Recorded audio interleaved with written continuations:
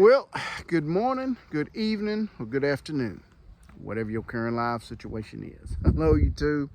This is Jeffrey Kite back again with another episode of Kite's Curiosities. Going to take you on a little historic trip today, a place I've been wanting to come to for a while here in the state of Georgia.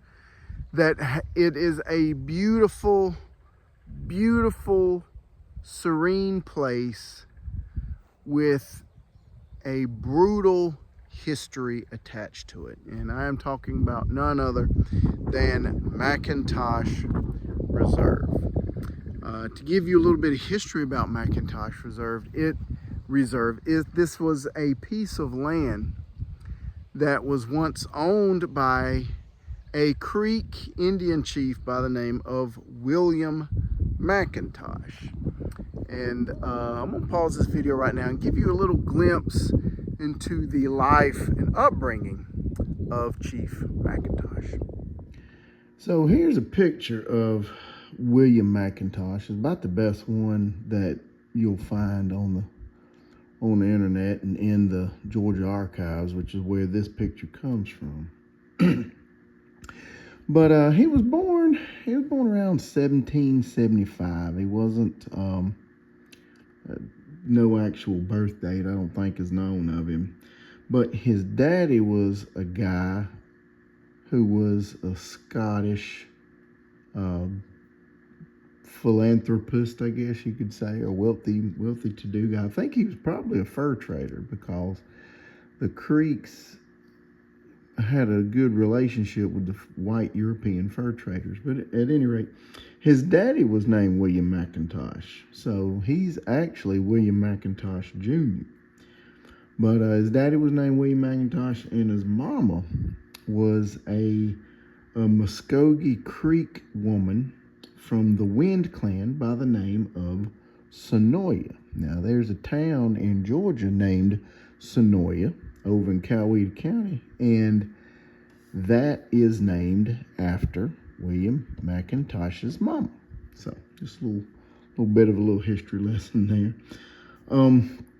He was given the name, I think I'm pronouncing this right, he's given the creek name Tustunugi Hutki, which is Creek for white warrior. Now, I thought that was pretty interesting because the Creek Indians, they have like this matriarchal like family lineage system where property and possessions and status is passed down through the mother. So because his mama was one of them Muskogee Creek Indians or native peoples, he automatically had status within the Muskogee Creek tribe. So that kind of, set him up to have, success in both worlds. His daddy was a pretty wealthy white European settler, and his mother was a pretty well-known Muskogee Creek Indian figure. So he had the luck of the draw on that. So he grew up to be a really good speaker, very, very educated person, and he was a good politician and tactician, I guess you could say. And at age 37, I believe it was, he would find himself fighting in the War of 1812.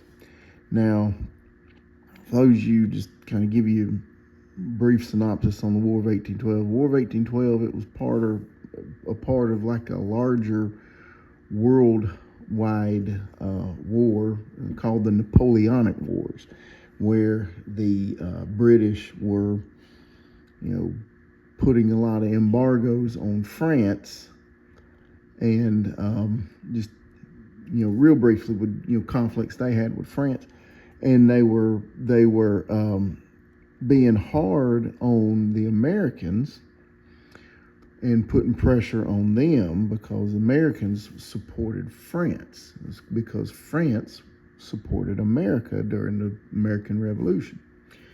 But at any rate, the British Army was supplying supplies and supporting all of the native clans and the native tribes to prevent the United States from going forth with westward expansion in the new country.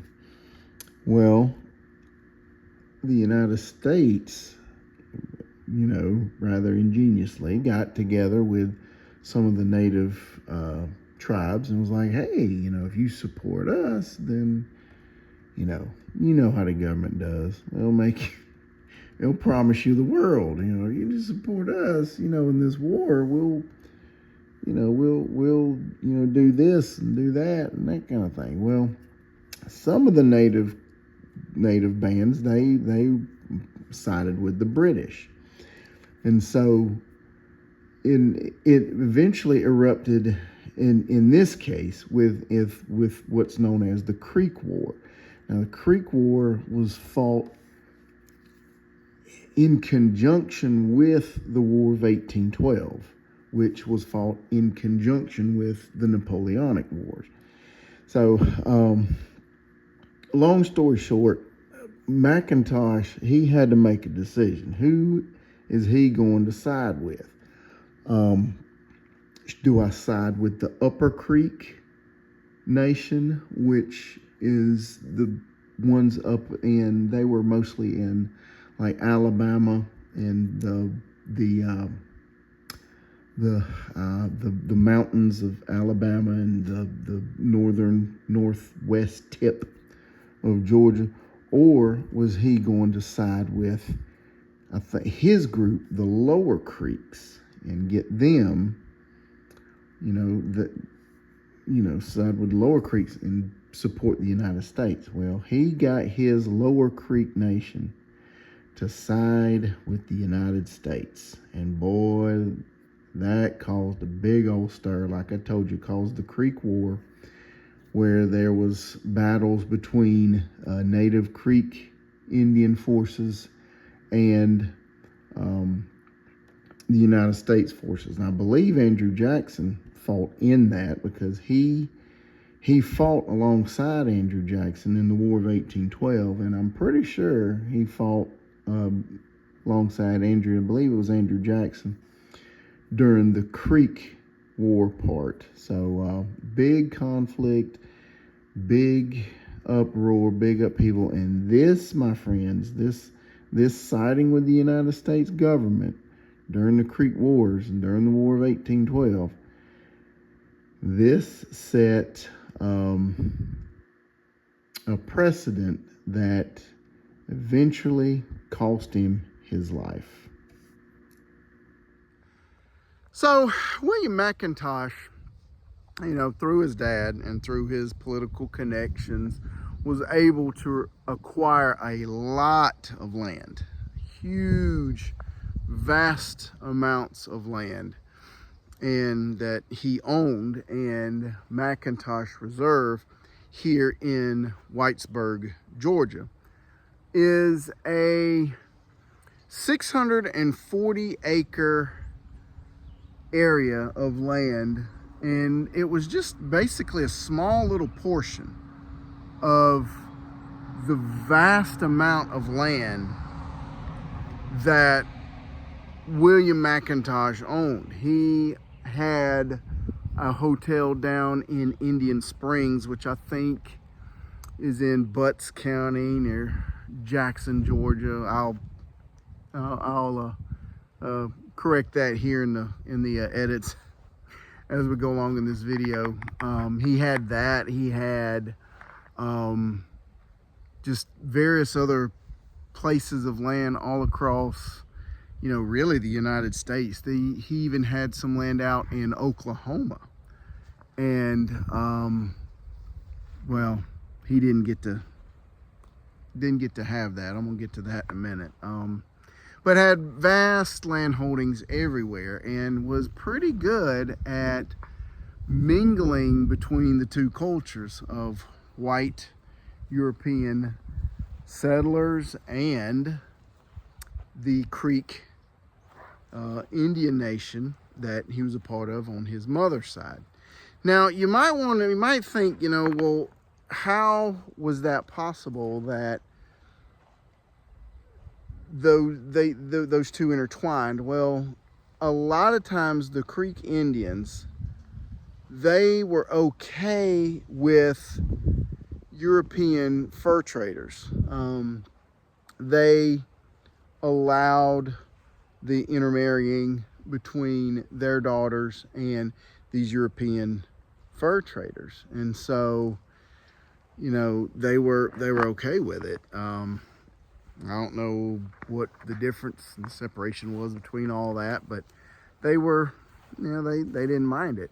And I think the idea was they were wanting to strengthen their tribe and strengthen their tribal connections to the Europeans who were making their way over here. So, you kind of have to follow the old principle. You got to give a little to get a little. So I think that's the reason why William McIntosh was able to have as much influence as he did.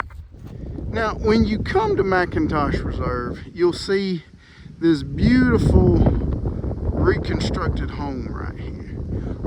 This is similar to what William McIntosh's house looked like when he lived here. Now, this particular home was brought here from Center, Alabama in, I think it was sometime between 1987 and 1994. I've read about it, and I think the effort started in 87 and it was completed in 94 or something like that. But anyway, the significance is this home, part of it is reconstruction, and part of it is original. It was built in 1839, and like I said, moved here from Center, Alabama. This is what's known as a dog trot style house, and this is what the William McIntosh home and inn would have looked like. Now, what I mean by dog trot is this: it is a 2-story home, one here, one there, and on each side are these rooms that are known as pens, P-E-N, like a dog pen, and they are separated by this breezeway right here, which is known as a dog trot. And that breezeway acted like the central heat and air, basically, of the home. Well, not necessarily heat, but as the air conditioning. It will allow the breeze to come through here and circulate within the home. And so that's why they call it a dog trot style home. Come on, let's go inside and explore this beautiful piece of history right here. So coming up the steps here. This big nice porch. This would probably been the back of the home. Right here is the doorway to the first pen. You gotta watch your step. You gotta step up. There's a big step right there. This is the first pen right here. First home, or first room that they would have had.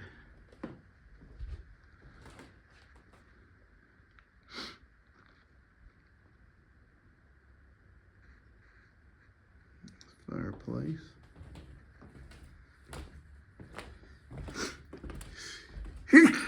Excuse me.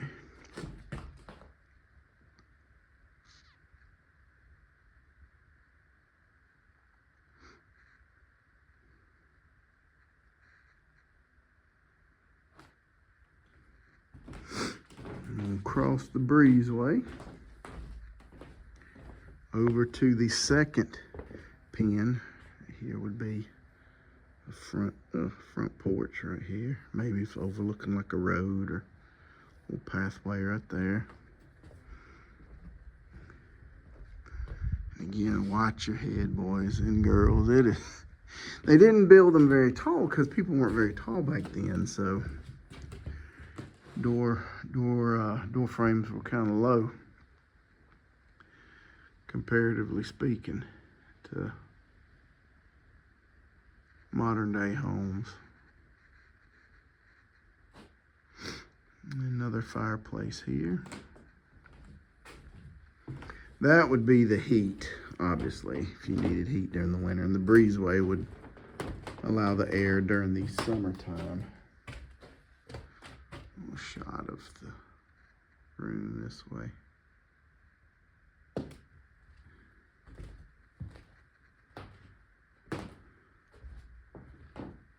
Doorway leading out to the back porch right there. And then the staircase. Ooh. Staircase. As always, as a precaution, be careful in these old homes. You know, watch your step, be careful. That was a loose board right there. Use your handrails. All that good stuff. Get a shot of the staircase as we come up. A little handrail right there. And this would be the foyer area. I guess they could have used this area for some lodging, but it's just like a little foyer area. So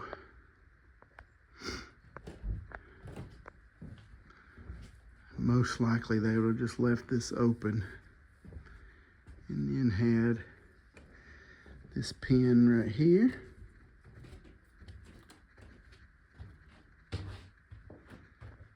Yeah, nice spacious room just like the other ones.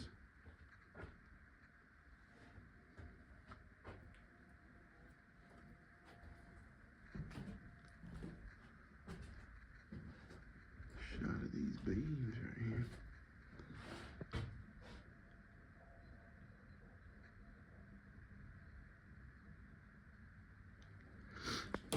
Across the foyer.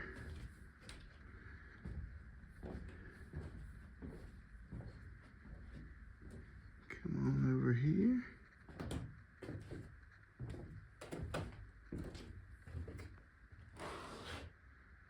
Into this pen, or this room right over here.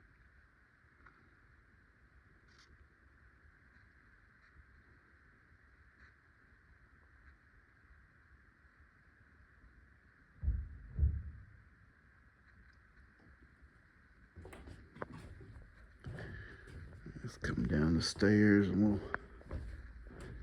go out to the front, back side, or whatever you want to call it, of the house there, facing the road.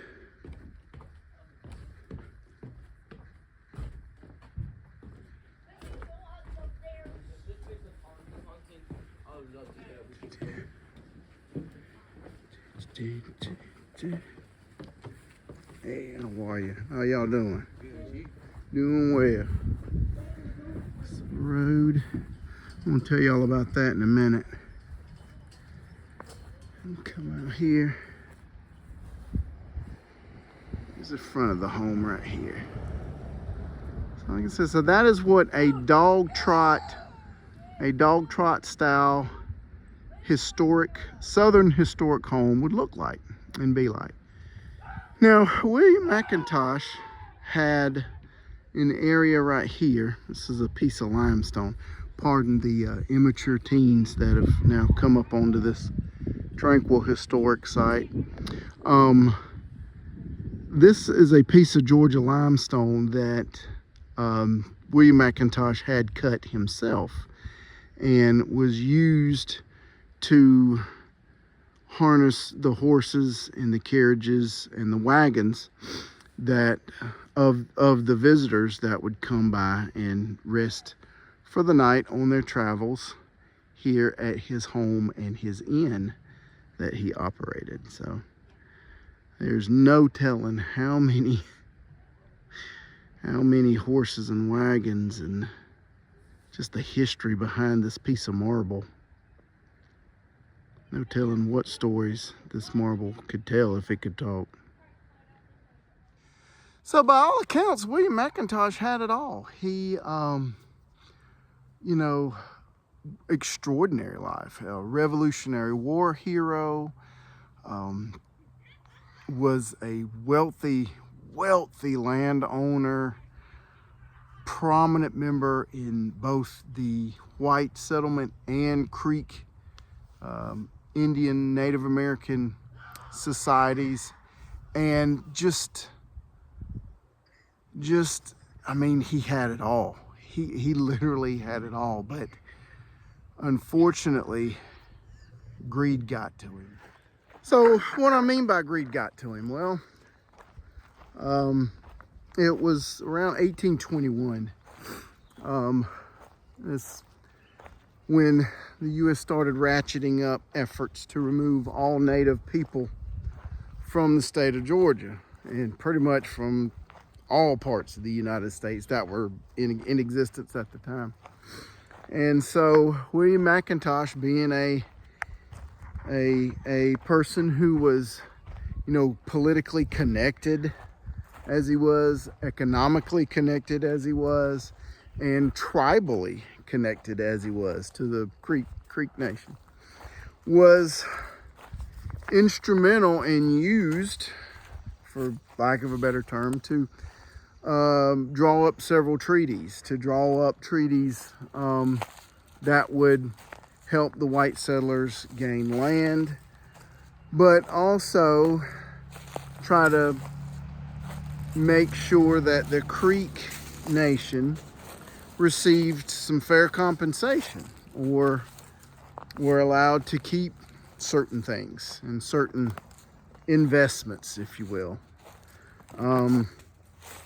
You can look up all the things and read about him. I don't want to make this video too long, but he signed one treaty, signed another, worked another, and just slowly but surely all this Creek land was going away. And that really angered a lot of Creek natives.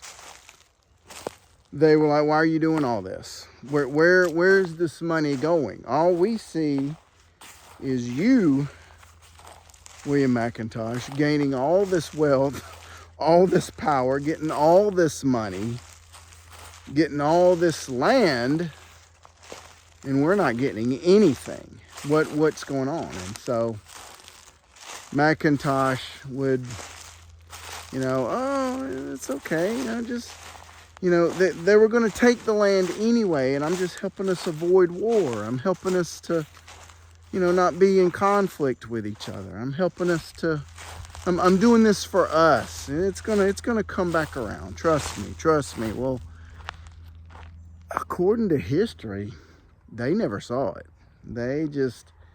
It was just more and more take, and take. And he was just getting richer and richer in their eyes. So there was a guy named Minowa who decided one day, it was in 1825, after McIntosh had been warned several times, don't sign any more treaties. We're telling you right now, do not sign any more treaties. You're going about it the wrong way. You're not following tribal guidelines. So, no more. Well, he signed another treaty at Indian Springs, at the hotel that I told you all about earlier in this video. And that is when Minowa, his political adversary in the Creek Nation, decided, okay, enough's enough. We're going to take action. And here's the story of how this beautiful, peaceful, without loud teenagers, this beautiful, peaceful place, for the most part, peaceful, turned into a brutal and tragic place in Georgia and United States history. So on April the 30th, 1825, a political rival of William McIntosh by the name of McIntosh got together a band of about 100. I've read 120, I've read 150, I've read upwards of up to 200 Creek warriors that went by the name of the Red Sticks. And the Red Sticks, if you study any Creek Indian Native American history, they're the warrior bands. They would paint themselves red and don their war attire, war garments, and their weapons, and they would attack. And they came down the Chattahoochee River that you see right out here. They came down this river to McIntosh Reserve to exact the revenge that they felt was necessary for William McIntosh betraying their people.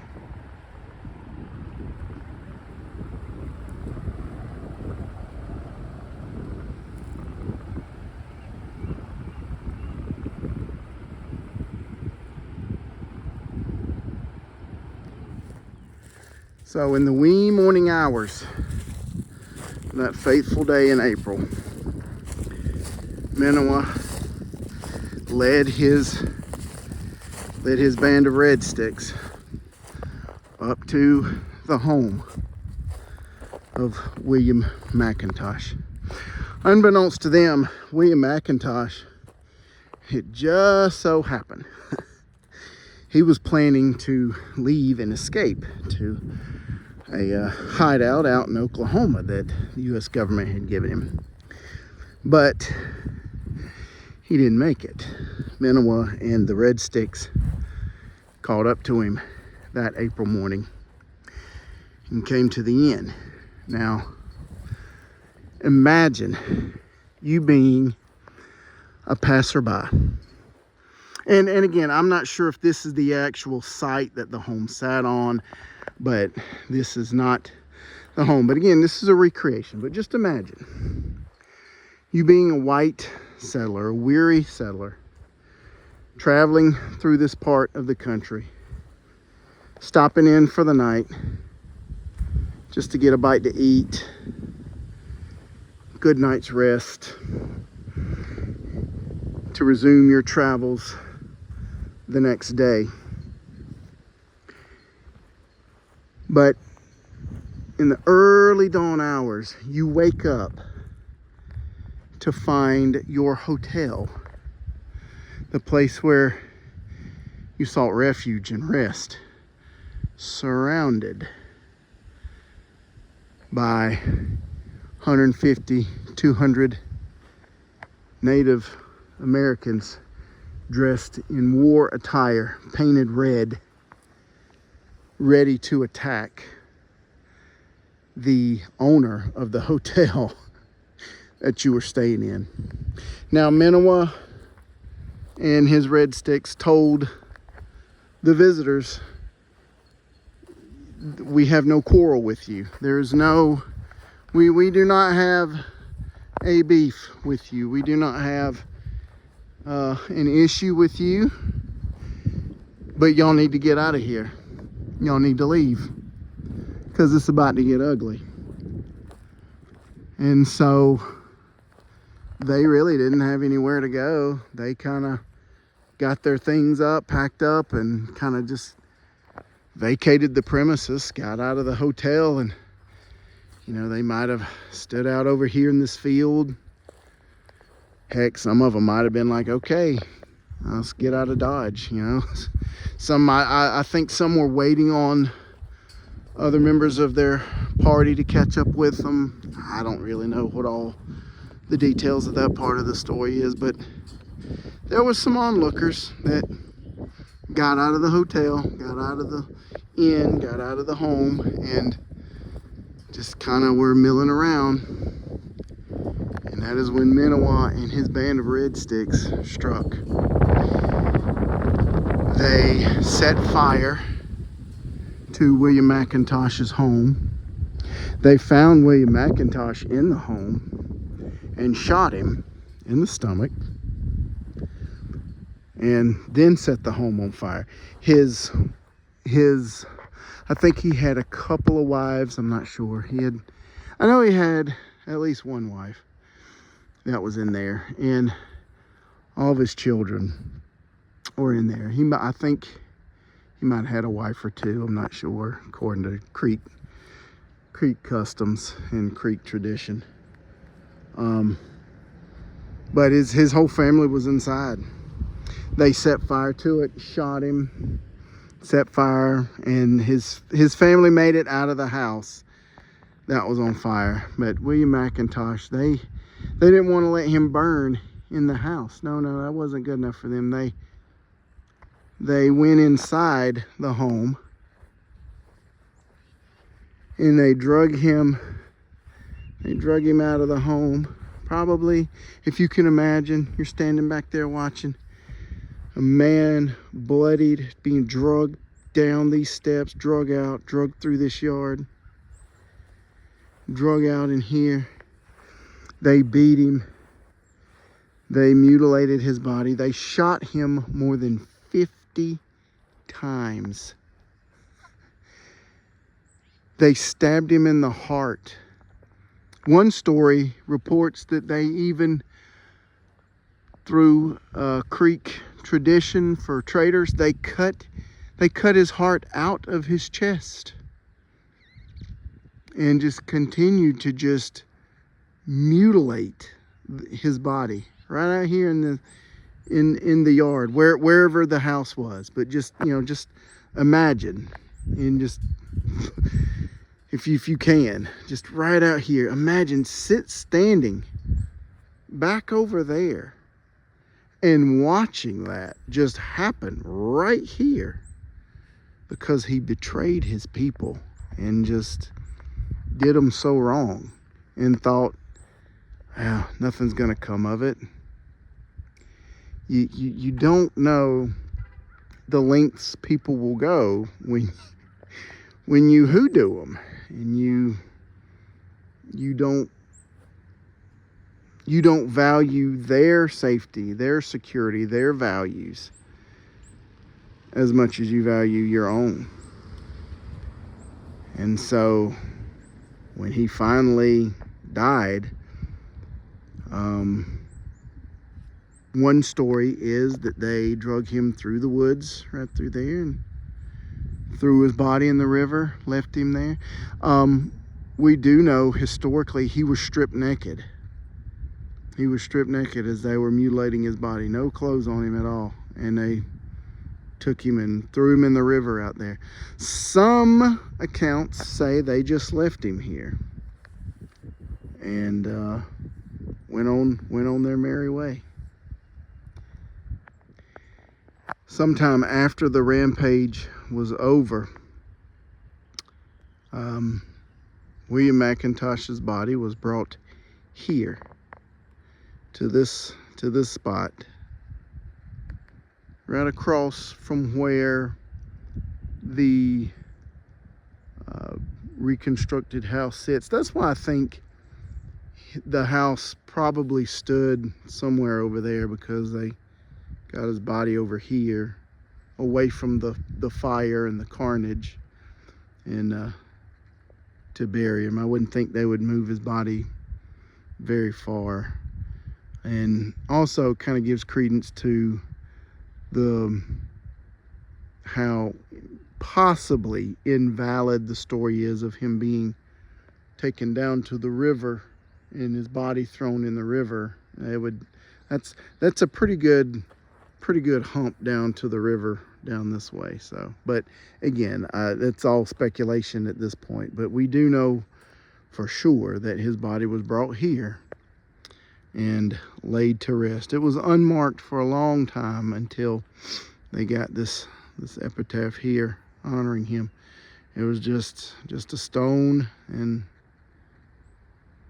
these outer stones laid around the gravesite, marking the end of an era of semi-cordial cooperative efforts between the white European settlers and the white American nationals, because we were a country at that point, and the native peoples who inhabited this nation before the white settlers came along.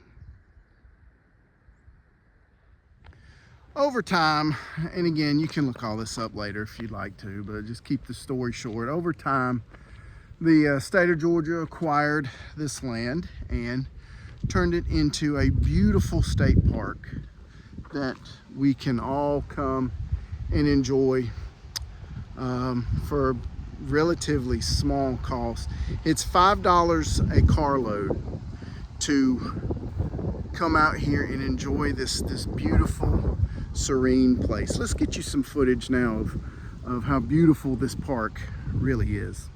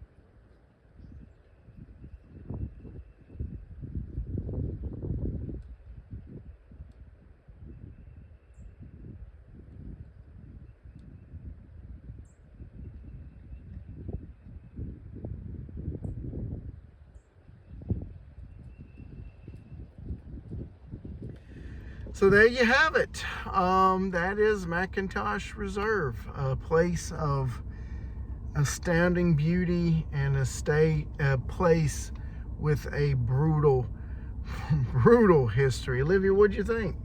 I thought it was pretty good and like really historical because I learned about this in school last year, and it's just like cool looking at it because like you kind of have a backstory on it whenever you did like a project on it. Yeah, you can envision. They do a really good job of placing that house where, you know, you can kind of visualize all those events taking place, and the burial site. Again, just a cautionary tale of how you can let greed consume you to the point where it leads ultimately to your undoing.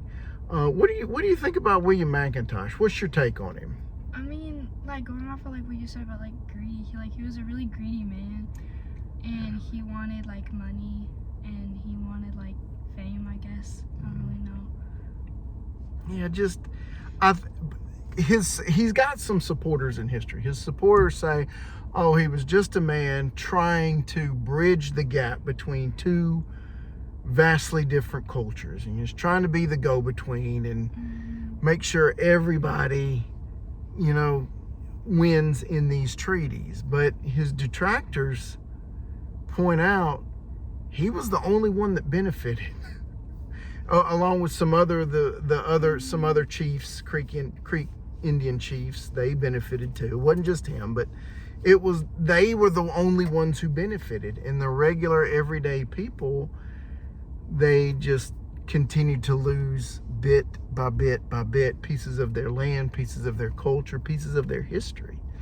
And my personal opinion is, I think he started off as a good man, a good politician, war hero, all those things, and he just let money and power get to him. And the Bible tells us the love of money is the root of all evil. And I 100% agree with that. And so that is my take on William McIntosh.